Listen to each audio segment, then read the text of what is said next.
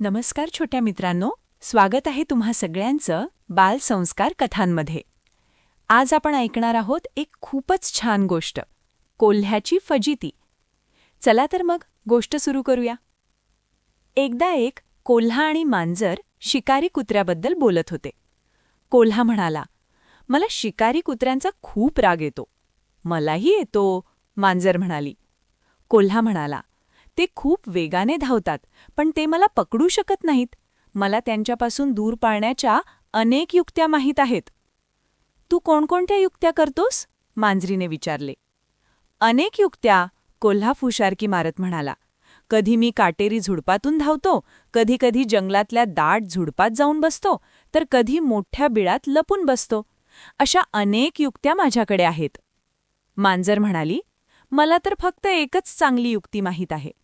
अरे रे, फक्त एकच युक्ती? ती कोणती आहे? कोल्ह्याने विचारले. बघच आता मी तीच युक्ती करणारच आहे.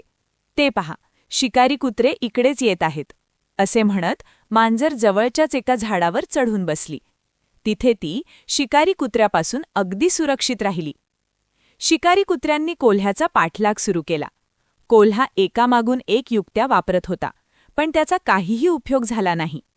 अखेरीस शिकारी कुत्र्यांनी त्या कोल्ह्याला पकडले आणि ठार मारले.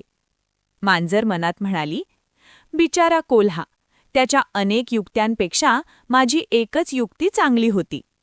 तात्पर्य, कोणत्याही एकाच विषयात प्रवीण व्हा, नाहीतर एक ना धड भाराभर चिंध्या.